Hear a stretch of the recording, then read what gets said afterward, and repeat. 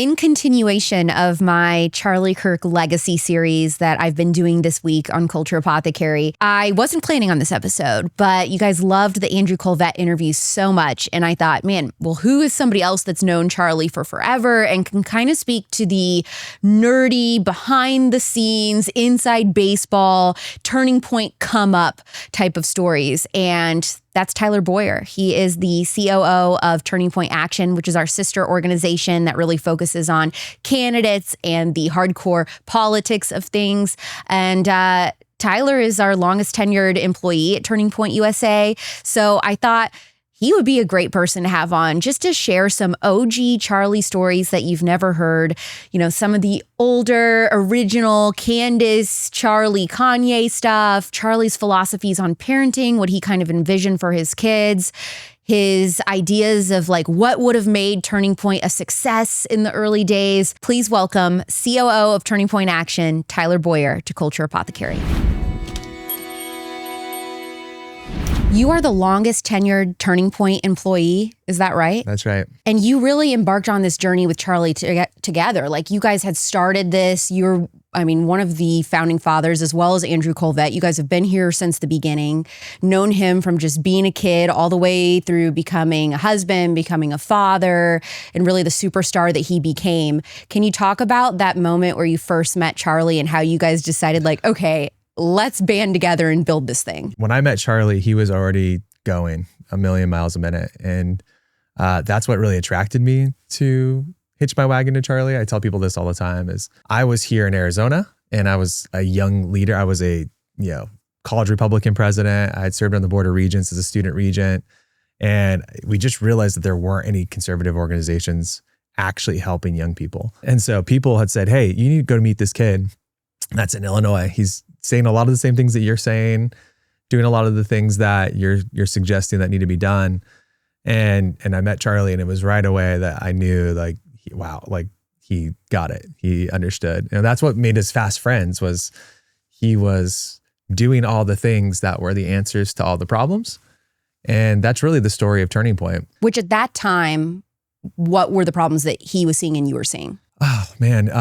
Just so much. There was just a lot of bloated, conservative organizations out of the DC area that just didn't do very much. They were more interested in kind of just like patting people on the head than actually doing the work.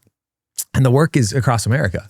The work is in all 50 of the states, not in the DC Beltway. Yeah. So when you have organizations being run out of DC, they sometimes get in this kind of rat race circle, hamster wheel type thing where all they care about are the people who are there and that they're answering to, whether it's donors or if it's like people in Congress or the big power players. And Charlie never cared about that. That was never of interest to him. It's never been of interest to me. In fact, that's like kind of our anti-establishment focus that we have at Turning Point that everybody's always sensed and always made people feel very uneasy is that like they just can't control us, right? They can't control Turning Point. They can't control what Alex Clark has to say. They can't control what Charlie has to say or anyone else that works here. And so that's very unnerving for people who are in the DC area. And that's what makes us so cool is that we were never supposed to exist. Did he come up with that slogan, Big Gov Sucks? Yes. So right from the very beginning, that's part of what attracted me to Charlie. All the stuff that you see here that we do today, that we continue, Charlie's brain power came up with. So these rally signs, all the big posters that you see on campus that we still use, and we use those at Turning Point Action as well. That was all already devised when I met Charlie. And the Big Government Sucks slogan is so funny. Our original website was turningpointusa.net. And we also had biggovernmentsucks.net. And so that was .net because that's all they could afford at the time. And I don't know if somebody else owned the domains or whatever. We eventually got a hold of them. But we were pushing that as the slogan, which was kind of just like kind of the rallying cry for all of Turning Point. That was like basically our only collateral that we had ever produced was Big Government Sucks signs. And the next day I had an election to become chair of Maricopa County. And I had little Brooks, who's my oldest son. He's at that time, I think he was 5 or so, but he was very little. And he's in the picture holding up one of the Big Gov Sucks signs, like right next to me. And everybody, you could see the entire crowd loved it. Like everybody loved it. And that was my first interaction, which was like that confirmation that this genius, this brain power, this conservative, epicenter that Charlie had created that was so right and so anti-establishment and so real, you could touch it, right? You could feel it with the big guff sucks stuff. It worked, and it worked with the grassroots. The grassroots gravitated towards it, and that's what the movement needed. So originally, and correct me if I'm wrong, originally Turning Point was created and kind of the vision was just this college campus chapters, clubs, if you will. Yeah. So it was the field program, which was the first thing we did. And then eventually throughout the years that we expanded into all these other different departments of the organization, like CVP and events and graphic design and productions and all of these things, right? Influencer, all that stuff. That's the element that you came through on was all of that. But yeah, the heartbeat for all of Turning Point USA has always been the field program, the national field program. And we didn't even have chapters. Chapters came later. It was just going out on campus with a table and preaching the good word essentially out on campus. So how did he move from that to events and all these other things? One of the earliest things, and again, this is the brain power of Charlie Kirk, was they came up with our Young Women's Leadership Summit. So that was the first event? That was really one of the first events. So it was Young Women's, Young Latinos, and then our high school summit. So the very first one that we ever did was in 2015. It was in Pheasant Run Resort in Illinois. So it was like real close to the heartbeat. So this was still like when Turning Point was all centric around Illinois. And we held basically all three of those events all together, one after another. And this actually happened to be the same week that we did the first Trump rally, which was in July of 2015. But all three of them were basically sandwiched together all at the same resort. So it was like back to back to back.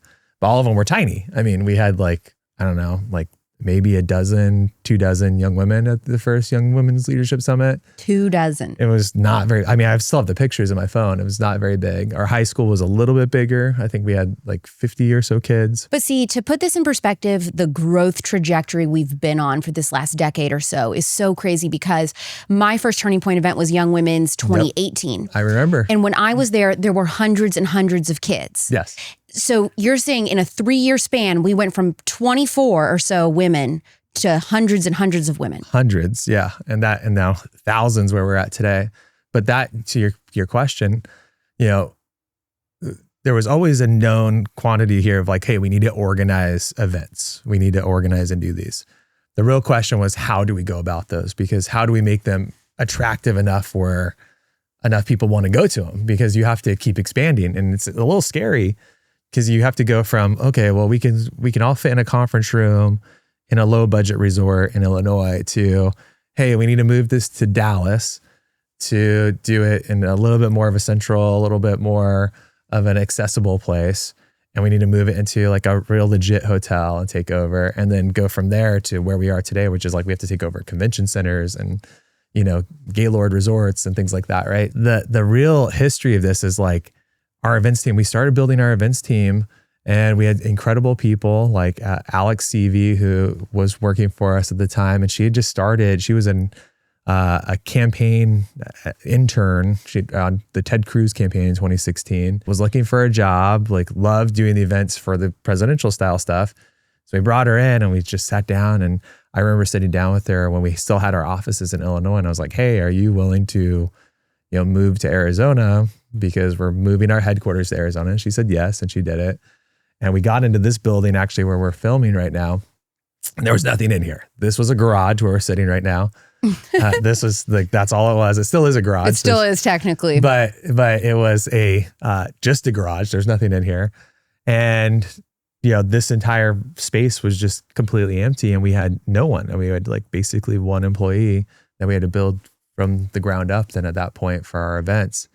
And for the world's class style events that I know Charlie had always envisioned, it was along the way, it was, how do we convince donors, and then also Charlie, that, we need a bigger, more expensive stage? Mm-hmm. How do we convince, donors, and Charlie, how do we lay out that we need a bigger venue for that? And he did not want this to be like your mom's or your dad's, conservative convention. He was very specific because I with the memorial, there was a lot of people kind of clowning on us online, being like, oh, you have fire shooting and cannons and all of these things.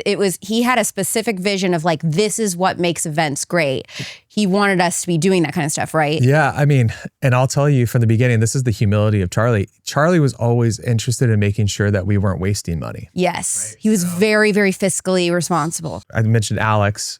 I remember the first time we bought t-shirt guns, and I was like, hey, our events are big enough. We used to throw t-shirts from the stage and stuff like that. And we still do. I mean, Charlie is known for throwing hats and things like that, right? But we bought these t-shirt guns, and I think they were I don't know, $500 a piece or something. And I remember it being talking with them, I was like, hey, I think we really need this. And us having that debate over, should we do it? Should we not do it?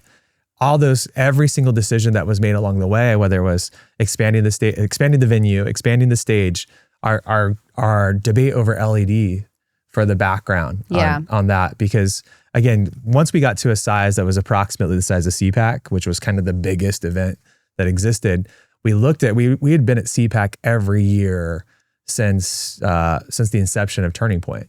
And I'd been there every year. And there was always this uncomfortability because it felt like kind of an older event, right? Mm-hmm. Not to knock CPAC. It just is kind of more geared towards it's more geared towards adults. Not really young people. And that was kind of our concern was do we invest into CPAC, and try to make it acceptable and we're not really in control, or do we do our own thing? And that's really when we took a turn, which was all right, let's do our own thing. And that's where, we started the development process with the events team, and Lauren started at an event. She came to one of the last events from kind of the old school way of doing things. And I remember sitting down with her. She was just a student that had come to watch, but had some events experience, and she had applied for a job. And I sat down with her afterwards and we had a conversation. It was what would you do differently here? And it was just this list. And I took that list and sat down with Charlie and I was like, here's all the things that, we need to do better. We're hiring, we got to hire more people to help support and make this bigger. And Charlie was all on board for that with everything. But we went through all those things. And again, one of those things was LED. And it was whoa, man, it's a huge expense. Yeah.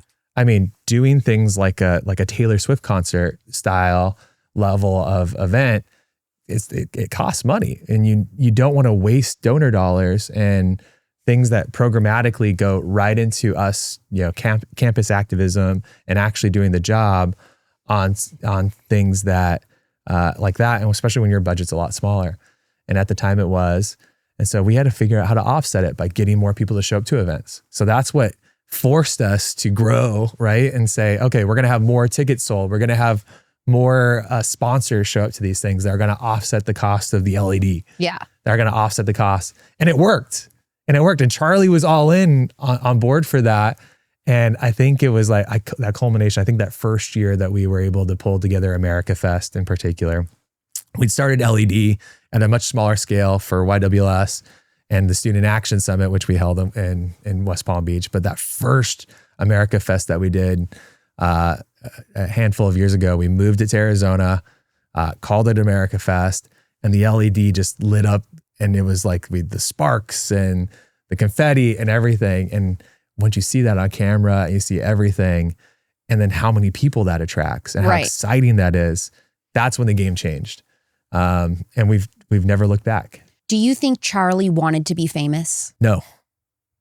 Charlie Kirk was the most humble person that I've ever seen step into a limelight. And that's what has honestly kept everybody squarely around him. He was never a person that was seeking attention. His goal was always to tell the truth and expand the movement. That the truth would be attention getting enough. That's right. That would attract everyone that would be necessary to complete the mission, right? That would, and again, when you step into that role of being a spokesperson for the conservative movement, you naturally become famous.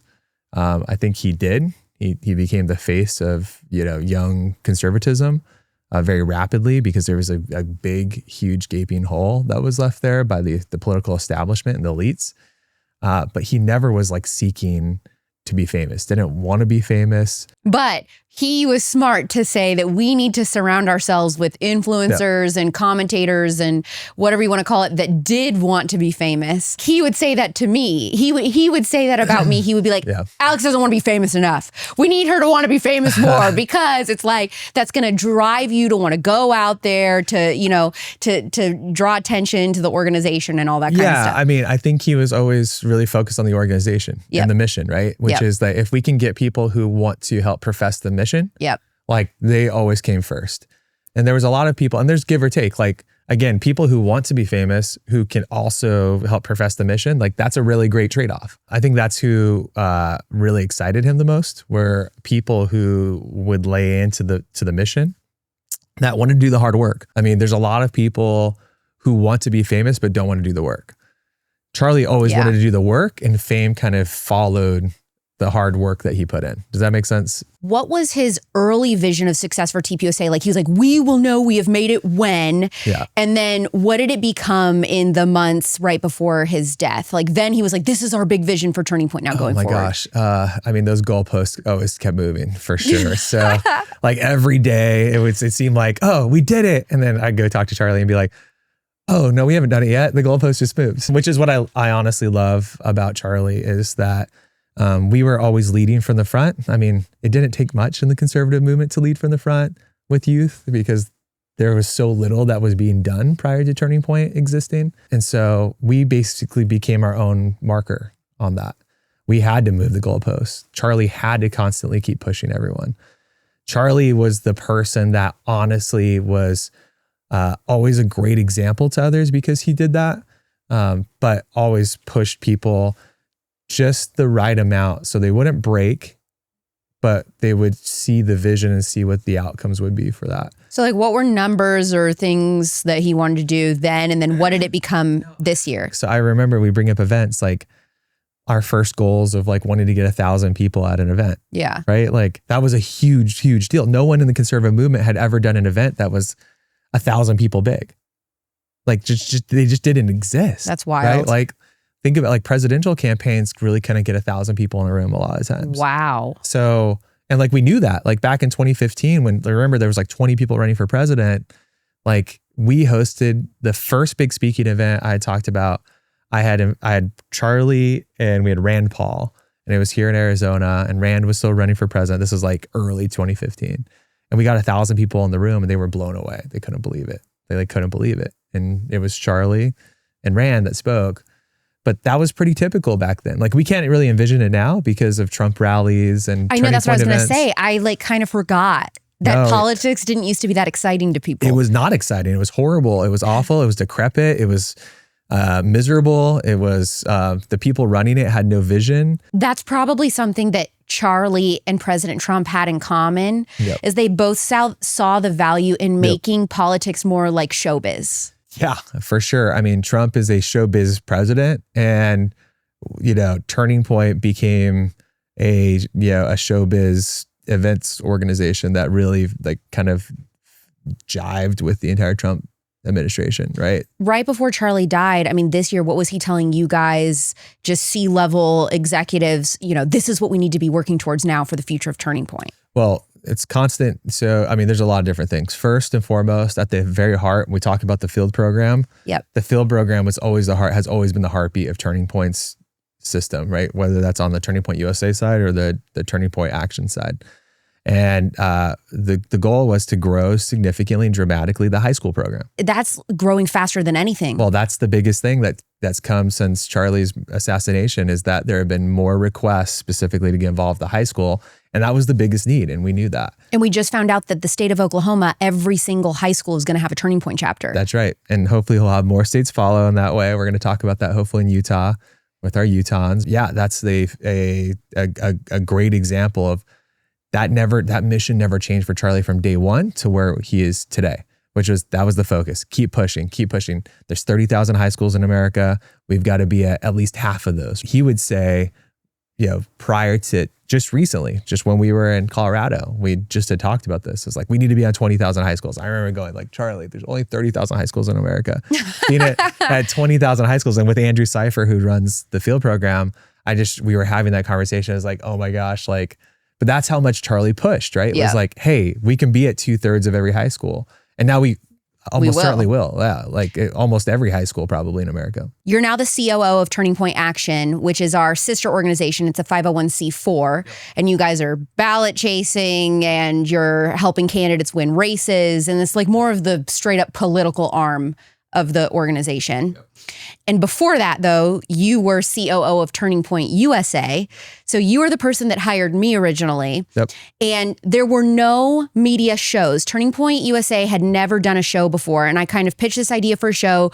You guys decided to take a huge risk in hiring me. What were those conversations like behind the scenes between you and Charlie about hiring me? I remember them very, very fondly because it was all centered around YWLS. So remember, you came to YWLS, loved it. You had reached out and said how much you loved it. And you were a premier radio talk show host, right?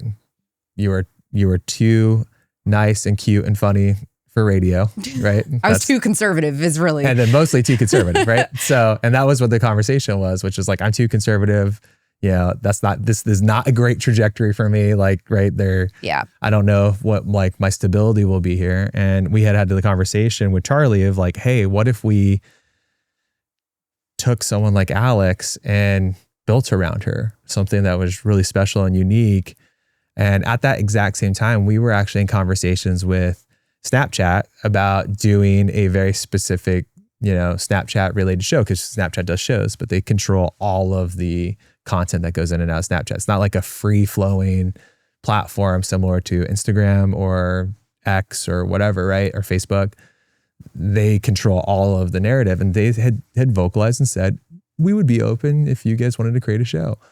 And that's where, at the same time, having the conversations with you, you had this incredible idea for Poplitics. When brought to Charlie, he was like ecstatic and like, yes, do it. Go.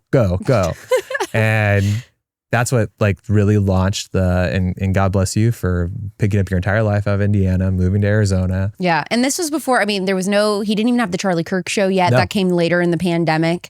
So it was, I think the very next year is when we launched Charlie's show. It was really exciting because you guys took a risk. And again, with donor money, but Charlie saw a bigger picture of like, okay, I see how this could be something that attracts even more young women to the movement, using pop culture as kind of that gateway to hook them in and then be like, oh, by the way, I'm conservative. That was the whole thing, right? We were saying amongst ourselves, but then obviously to everyone else is like, if Fox News and E had a baby, it would be Alex Clark. And we would love to tap into that with young women. And it worked.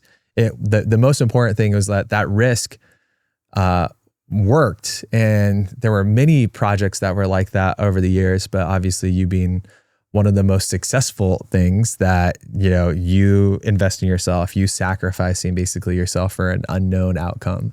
Charlie doing that, the entire team, building a team and doing all of that. But it worked because your entire audience was 18 and 24-year-old women. Right. We talked about that so many times of this was the plan. We weren't sure what the outcome was going to be.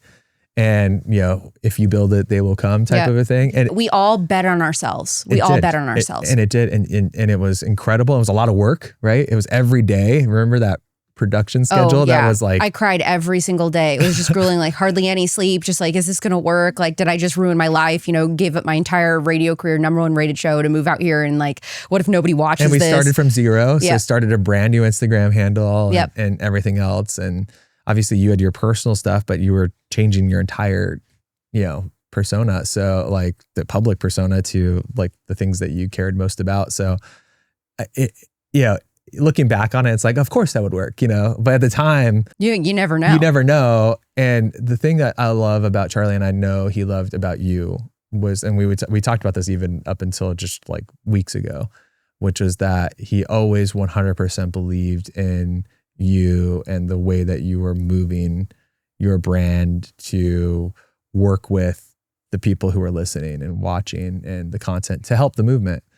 And again, Charlie was always has always been a person that if someone wants to invest themselves into the movement, he would do everything he possibly could to lift you up. He valued loyalty and he was loyal. 100%. What were some of the biggest scandals or hurdles that Charlie had to overcome in the early days? Like maybe a video went viral for the wrong reasons, or there was a financial issue, just like something that you guys had big drama about. During the 2016 campaign, we had hosted the first big Trump rally ever here in Arizona. And Charlie was like right there helping with it the whole time. He had become super close with Don Jr. and some of his closest confidants who really had put the entire campaign on their shoulders, because the RNC at the time wasn't like super pro-Trump. A lot of the political establishment, political elites really hated Trump. They weren't doing anything to help him. And so like literally Don and his closest allies weren't going out, and they had picked up Charlie. They had Charlie was brilliant. They had gotten to know him pretty rapidly. And Charlie was like zipping across the country, like helping Don, like one-on-one, like talk to donors, talk about stuff, do content, things like that. So a piece of content was created, and it was like a bowl full of Skittles. And it was something along the lines of, if one of these Skittles was poisonous, would you eat it? And the analogy was like letting one bad person in the country, across with like illegal immigration? Yeah, illegal immigration. Okay. And at the time that was like super controversial. Now it's not very controversial. Now that meme would fly and people would be like, yeah, 100%. Like 70% of the country would agree with it. Okay. At the time it was like, this is somewhat racist, like like all this stuff, right? Like what is Don Jr.? But we had produced that. So Charlie had that meme done by one of our graphic designers at the time. And it was like super stress inducing because it was he didn't want to ruin his friendship with Don. Yeah, probably. He didn't want to like upset Don or the campaign or whatever. But it went like massively viral about like this like racial undertones or like all this stuff. Now you put that stuff out, like nobody would even blink. But that was the world then, and it was like, I remember that week, it was just like, we were so stressed, like our whole lives were stressed. We're like, we have to produce more content. We have to do more like to like, make this go away or whatever. And like, now you can like if Charlie was here right now, we would laugh. We did laugh about that, like this last election, because we were talking about it. It's like how meaningless that feels now. But at the time it was like, our whole world was crashing down because this one meme that we had made for Don. Yeah, and he would never blink at some scandal like that now. Like he wouldn't even faze him if people were mad. It's not even a scandal, right? Yeah. Like you look at that and you're like, that's not a scandal at all. But like it just shows like how much he cared, like how sweet it is. Like he cared so much, like we cared so much. He never wanted to let down Don. And I tweeted this on Sundays, like Don was like a big brother to Charlie. And like he loved him like a brother, and he cared about him, and he wanted to see his success was our success, and so on. Do you remember a time where you and Charlie had a massive disagreement on just how to run or manage the organization maybe, and Charlie ended up being right? Charlie was right all the time. We disagreed a lot. The one thing I would say about this is that Charlie was such a humble human being that he wanted to have people around him that would challenge him, that would disagree, that all this stuff. He didn't have like, there's a lot of people who are CEOs and leaders, executive directors of things. They only want to be surrounded by yes men. Everybody did feel empowered around him and here to bring something to him like, hey, I think this should change, or this wasn't right, or this didn't go well. He always has surrounded himself. And so even in the early days where it was just like, me or, just a couple of people, making decisions. Now we have a lot. As you know, we have, dozens of people who are decision makers around here. But I would say the one thing about him was he was always so humble, where there was, if somebody disagreed, they didn't feel like they had to shut up. They had to, like, I never felt that way. In fact, I felt like he appreciated the constant, like, hey, are you not sure if that will work? Or like, are we sure we want to go that way? Or why don't we do it this way? He was always very sensitive to the outcomes that we had, because he always knew what was going on. What do you mean? He wasn't like detached from the business, right? Oh, right. Again, till his last breath on earth, he was on campus doing some of the very same things that we were doing in the beginning, albeit less popular back then, right? Now, probably more. You're saying he was always extremely invested and present in the business, no matter how famous he became and all the other things that he could have had going on. Yeah, I mean, he could have stopped, right? Yeah. He could have just like said, I don't need to go on campus anymore. I can just sit in the safety of my house and do my show. And like he could have, he didn't do that. He could have easily said, you know what, we don't need to spend all this money on a high school program. Like, we don't need to do that. Like, we didn't. Most organizations in the DC Beltway, that's why they never grew, is they just stopped investing because they would just pay themselves, or they would pay, a bunch of their friends and raise more. When they raise more money, they would just pay their people more instead of doing the work for what it costs. And that was never the plan. It was always growing things from the ground up. And people see that now more. Like, a lot of people didn't even realize all this work that Charlie did. I had no idea all this work that Charlie put his name to, that he was invested in. They knew him at First Radio Show, obviously, and listening on a day-to-day basis, and his great takes and everything else. But his capacity as a really effective CEO, a really invested CEO, I think is the most critical to really understand. And so he had a vision for something that you at first thought was a bad idea? I would say half the things that we've done haven't worked out. I mean, we fail all the time. It was trial and error. Trial and error, fail early, fail often. There are ideas all the time that of like shows, for example, ideas like you are a huge success story, right? But there were lots of shows that failed. There are lots of ideas that didn't do well that were like, oh, well, we need to scrap that. And in fact, like one of those was we did a debate night with Charlie Kirk that was here. And it was, again, a safer environment, which was at our headquarters, debating some of the top minds that we'd like to bring in with Charlie. But we realized, like, hey, this just doesn't work. Well, the truth is that behind the scenes, it was hard for us to book people. Nobody wanted to come. They didn't want to come down to our headquarters. Like, they knew he'd win. But it was, they knew he'd win. He was smart enough. That's the thing. Charlie was like, a lot of people I've seen say, oh, well, of course, Charlie Kirk can beat like a college kid in debates and all that. We tried to invite in the most brilliant leftist minds, and they would decline. They were just as equally as afraid to come in. And so that's when it was like, the pivot was like, oh, well, we should just lean in more on the campus tour stuff instead of trying to, graduate beyond that, keep doing the same things that work. Right. And he's always right about that. Like and I appreciate that about him, was that he never wanted to quit doing the things that he knew were the most impactful. Candace put out her original video that she put out when Charlie first had died was just about like the early days, her friendship with Charlie and all their adventures and everything. What is a story that you have about Charlie and Candace that Candace didn't share? Oh, well, there's a lot. I put one out that was right away. I was there with them. It was like, the three amigos. I was with Charlie and Candace when we went to TMZ that day with Candace and Kanye. And Kanye was immediately obsessed with Candace. I woke up super early to Candace's phone call. I was like, oh my gosh, like got this tweet from Kanye. And so call Charlie. And by the next week we found ourselves, we were in, Calabasas where Kanye had all his production and everything. And he was living with Kim at the time. And they were married and everything else. Basically, we took Candace there and they had their first meeting that was there. And Candace had mentioned that she loved Chick-fil-A. And in the conversation, there was the conversation about like she liked it with, I think it was honey mustard or whatever it was. I don't know. I can't remember. And we had also talked about liking chicken minis. And so he had shown up the next morning with like, he had driven through Chick-fil-A's drive-thru by himself. Oh my gosh. And had bought like 1,000 chicken minis, but had put like mustard on them. Like it was just for Candace? Just for Candace. But like he had totally like fumbled that, but like there was all like these inedible like chicken minis that had like honey mustard or mustard or whatever. It was all over them.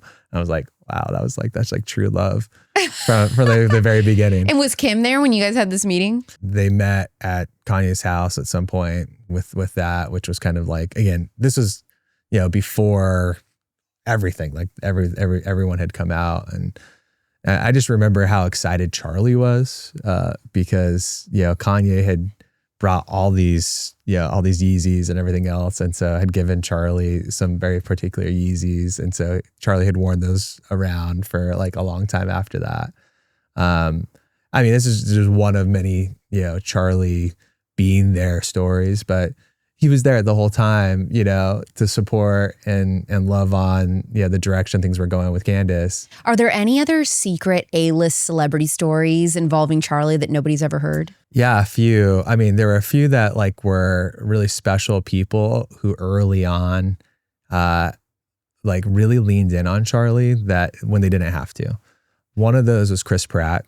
And again, I don't want to like put a huge target on the man for all that. I think he came out this week and said some really nice things about Charlie. So I think we're okay. But Chris actually started following Turning Point like way before Turning Point was like famous in any kind of way, like known, like a known entity. And we were like, oh my gosh, we were blown away. And so I remember specifically, we Charlie reached out on Twitter or Instagram. It might've been Instagram. And was just like, made that connection of like, hey, thank you so much. Like, would love to talk. And it was very obvious in the response from Chris, like right away that he had followed Charlie, was like, really thought Charlie was great. And so that was like a mind-blowing experience at that time because it was like nobody that was A-list. This was right after he had become like, he was famous already from Parks and Rec and stuff like that. But like he became ultra famous, like with Guardians of the Galaxy and things like that. And this was just after that. So this is like in the mirror, just following Guardians of the Galaxy. And so we were just like blown away, like, oh my gosh. Cause that was like the first time like anyone that's like A-list, Marvel, all that stuff.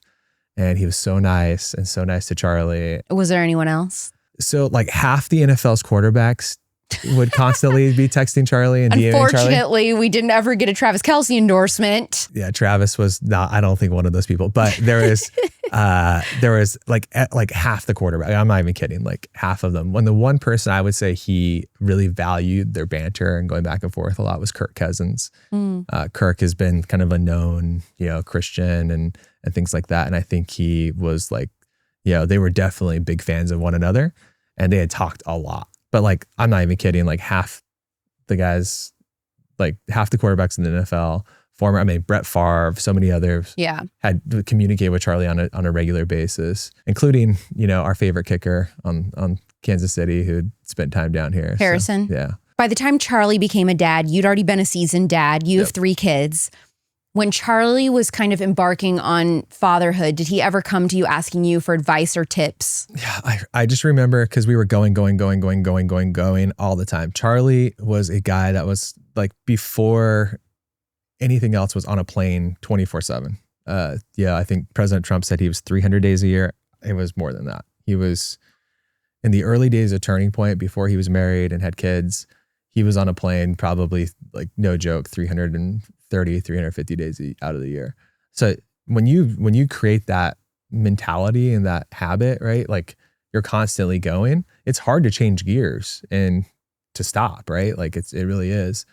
And I had balanced work life, I think pretty well with going a lot and trying to like keep up with Charlie.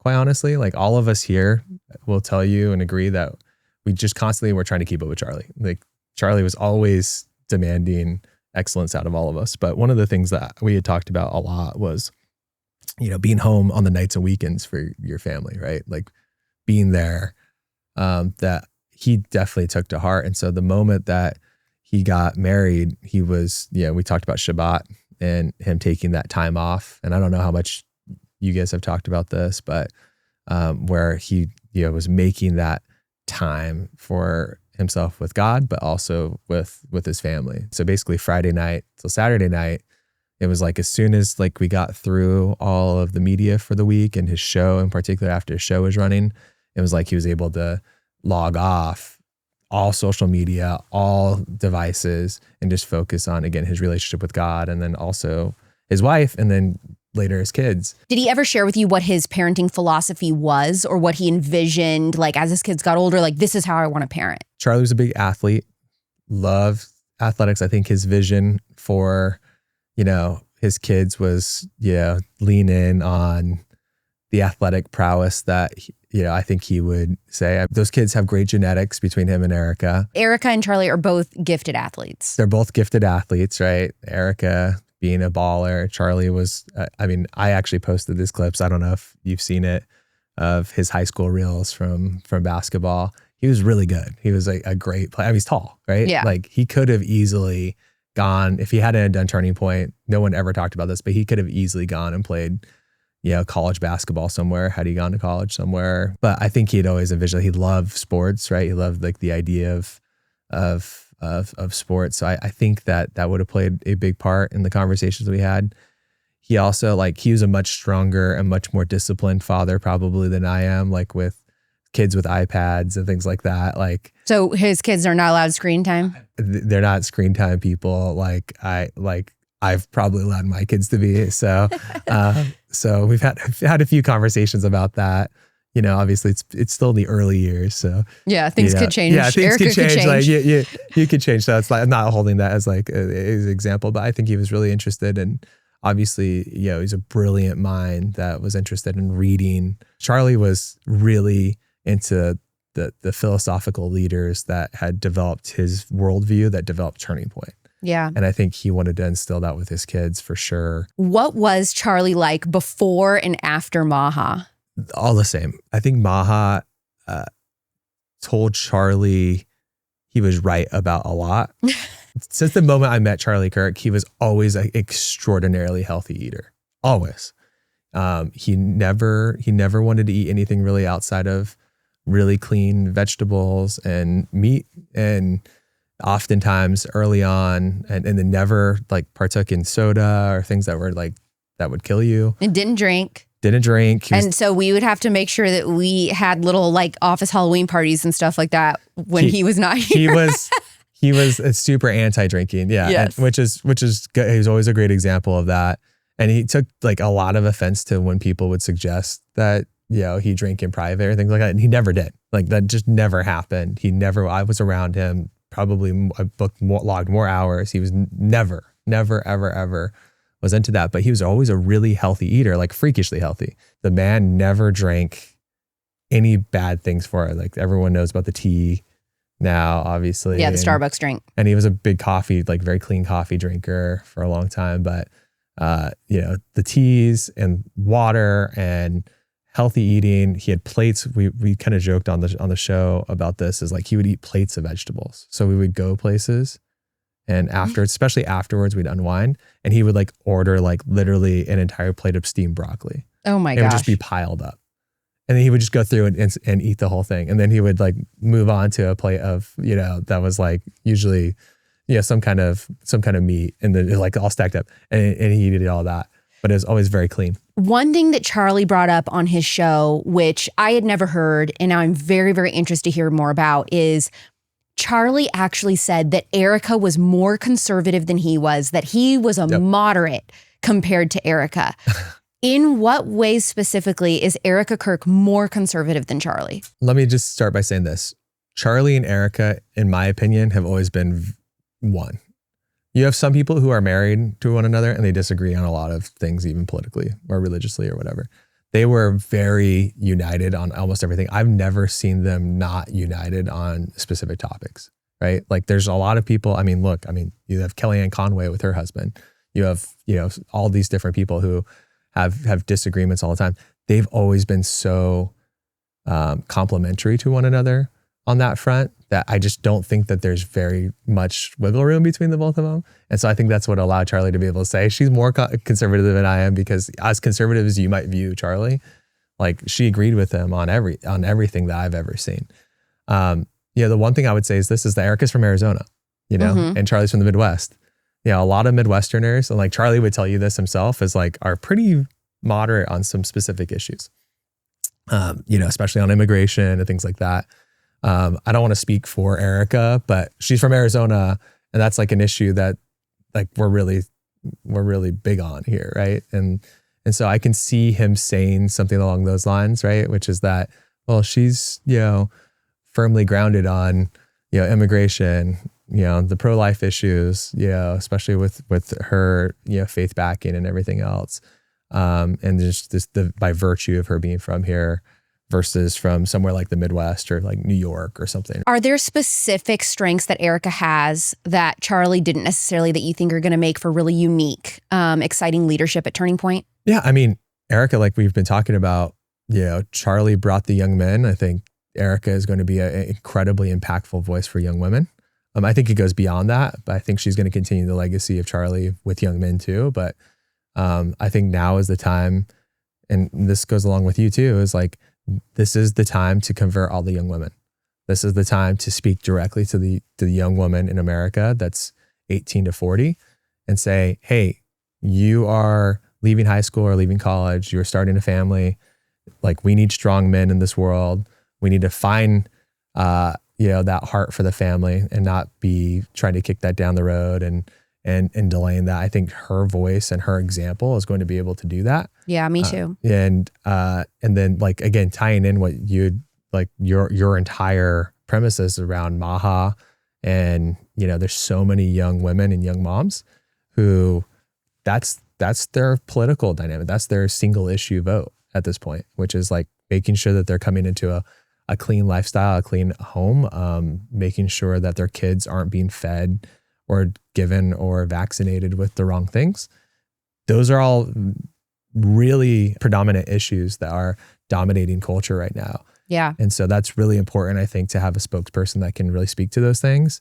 And I actually think that Erika can speak to a lot of that in a unique and different way that's even more suited than where Charlie was, right? And Charlie's voice is going to continue to live on forever. We're not going to let that quit. And particularly the things that he cared about and he spoke so well to. I think she's going to have her own strengths. Megyn Kelly dropped a very, very interesting story about how in the days leading up to Charlie's assassination, Jezebel, which is a media outlet on the left, had put out like a witch curse on Charlie. Yep. And that Erika was terrified about this and Charlie was worried. And that they had even asked a pastor or a priest to pray over them like the night before Charlie went to Utah. That's right. Can you share anything about that? Have you heard anything? They were definitely worried about that.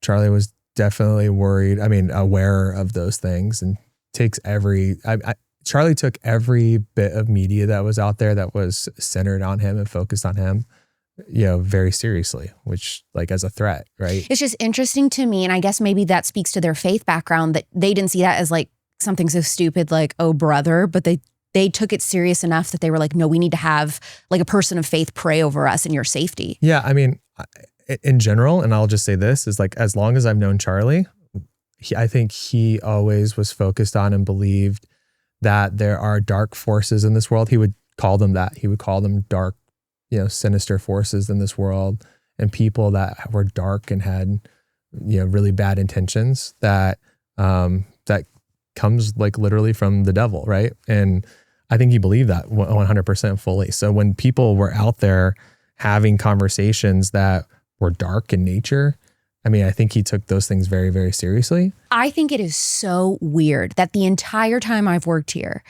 it's been like Charlie Kirk is a shill for Israel, all of this, like, and people hated him for that. And then as soon as he is murdered, it's like Charlie Kirk is anti-Israel. Now people hate him for that. I'm like, overnight. It's always been like that though, Alex. So like, odd. On both sides. Like, there are tons of times where people have called Charlie anti-Israel, or pro-Israel, and it was always both sides saying that. And I think that's how Charlie was always himself, and right? So whenever you have both sides saying those things, it's them trying to control, again, a personality or a persona or a narrative.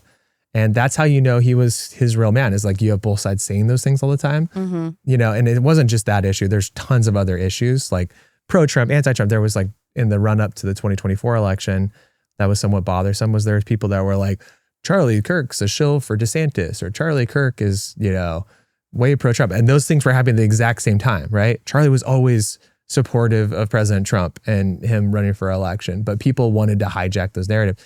You had different issues like that always existed all throughout. And it's two sides of some issue, right? And people wanting to control, really one of the biggest voice or the biggest personas out in media life. And again, that's how Charlie was his own man, is when you see both of those things, that tells you that he's probably not either of those things. On that day, September 10th in Utah, do you feel like Charlie's security team did everything to the best of their ability, or were there mistakes made? First and foremost, it's like really bothering me that there are people out there that even suggesting that Charlie's security team was somehow, lackluster or insanely involved with something. Like, absolutely not. The Charlie security team, we've known for many, many years. They are like brothers with Charlie. We have an elite force of people who are supporting Charlie at all times. And had they even known or suspected that there would be even an element of danger that day in Utah, they wouldn't even let him out of the car, off the plane, into public life. Every single event that's held is a combination of our security team working with the local police. In this case, on university campuses, it's the university police.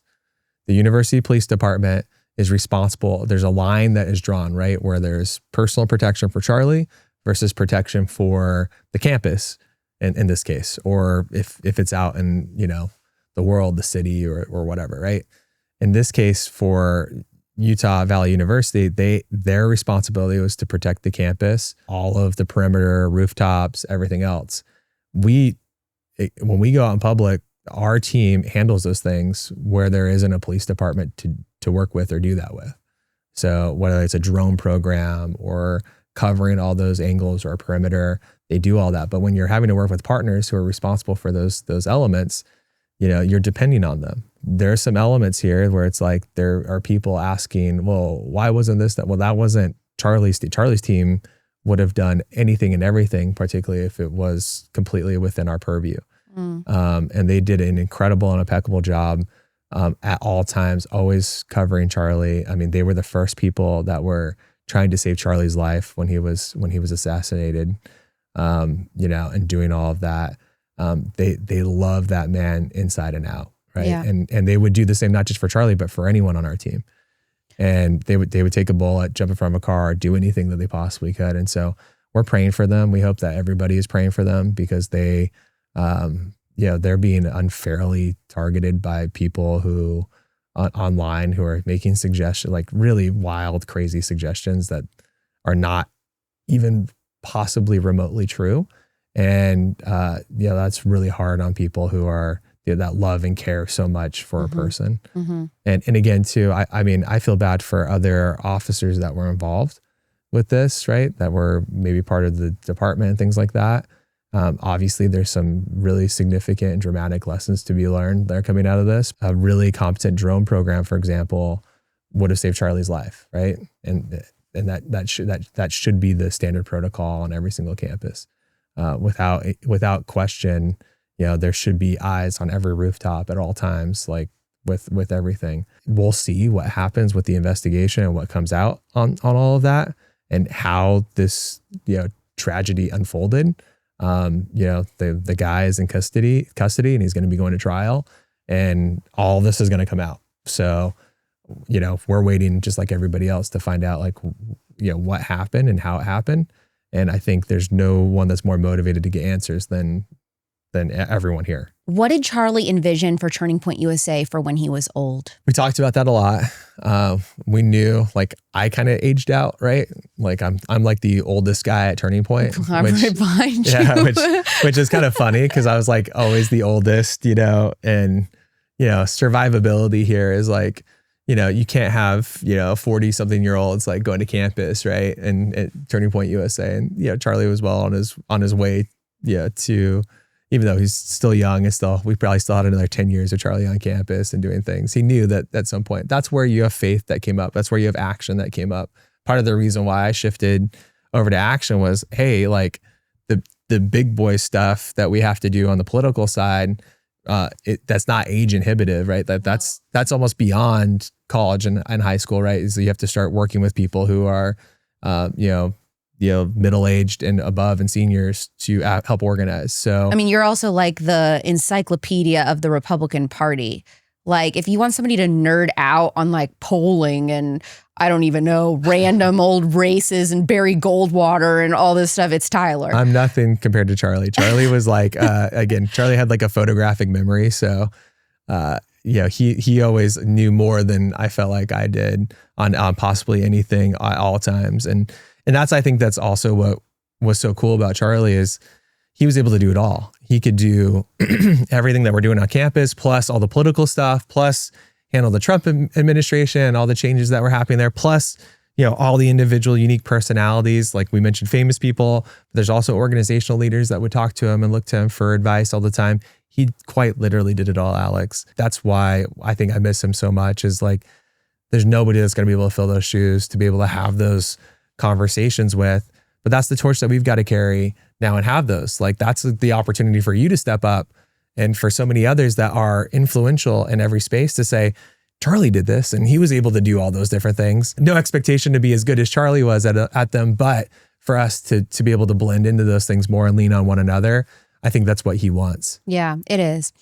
If you could give one remedy to heal a sick culture, physically, emotionally, or spiritually, what would it be? I think looking at the example that Charlie gave, is he was just so balanced when it came to eating healthy, being spiritually healthy. I mean, I think that analogy between your souls, your spiritual health is so good with your physical health, is that you need to have proper, and Charlie believed that fully, right? Like, your body's a temple and you should take care of it, and you should be very cognizant of how you treat it, both physically and spiritually.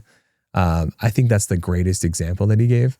And he lived that. And I'm telling you, since the day I met Charlie Kirk, since he was like barely 20 years old, just barely coming out of his teenage years, all the way through his life that ended so tragically early, he always treated himself with that much respect. And I think somewhere deep down subconsciously, he had this feeling that there wasn't a lot of time, or there wasn't enough time. Like, he did not waste his time. Isn't that interesting? Yes. Isn't that interesting? Like, the way that he treated himself, yeah, is that he was always go, go, go. Yes. Like, he didn't he didn't sit around and want to binge Netflix. No. He was like, every moment of every day, I am with my family. I'm pouring into my kids. I'm pouring into my wife. I'm pouring into my business. I'm pouring into the country, the people around me. How can I help somebody else? Like, it is just so beyond. And he lived so unlike anybody else. And that's why I think he is such an example for all of us. Totally. It's just unbelievable the way he thought. So I'm really looking forward to having Erika and just, our state-of-the-art basketball court or whatever she's going to put in. I'm just kidding. I have no idea, but truly. And I think she's going to carry that legacy on so well. Like I said, she and Charlie are just one human being. They really are. They're one person. They relied on each other so much for all of those things. But Charlie, you look back on it now, and I've been thinking about this all the last 2 weeks, is how he really lived his life like that. He just never quit. He was always happy. We dealt with a lot of crazy stuff. Like, again, we went through COVID as an organization where we took zero government money and had to keep everyone employed and everything, like extraordinarily difficult moments that would have been easy to see some stress kind of peek through. And he never did. Yeah. He really lived his life the way that you saw him, in public space. And he was always so good to everyone, me included. I'll be the first to tell you, my life is innumerably blessed because I knew Charlie Kirk, that he poured into me, that he let me do all the crazy stuff that I wanted to do at Turning Point all the time, similar to how you feel about all your media ventures. And so I'm just incredibly grateful that we have that, and that legacy that we can always harken back to and really live up to. We have to live up to it. Yeah, so, me too. Thank you, Tyler, for giving us the Turning Point history lesson and just some stuff about Charlie that we hadn't heard. No, we love him. We miss him every day. We love Charlie. We're going to keep living up to that. Okay, so this was an extra episode that I wasn't planning on doing until last minute. So now, tomorrow, you are going to get my interview with somebody who has known Charlie since he was a child and has been there for his entire faith journey and transformation, and can really speak to that, as well as Charlie's views on education and homeschooling and the Department of Education, why he thought that it should be abolished, all kinds of things. So I think that the homeschool moms in my audience are really going to love that episode in particular, and those that just want to hear more about Charlie's faith and relationship with Christ. This week is a special week, but normally I drop episodes every Monday and Thursday, 6 p.m. Pacific, 9 p.m. Eastern, and I focus on how to heal a sick culture physically, emotionally, or spiritually. Every single guest that I have on has their own remedy to do just that, and we really focus on the MAHA side of things and all sorts of sense of the word. So hopefully you will hang out with us beyond the Charlie Kirk Legacy episodes, but it was important to me this week to really spend some time thinking and remembering the best boss ever. If you're enjoying what you're hearing this week, please take some time, leave a 5-star review for us on Spotify or Apple. Subscribe to the Real Alex Clark YouTube channel. These are all really easy, free ways to support the show and keep us going. I'm Alex Clark, and this is Culture Apothecary.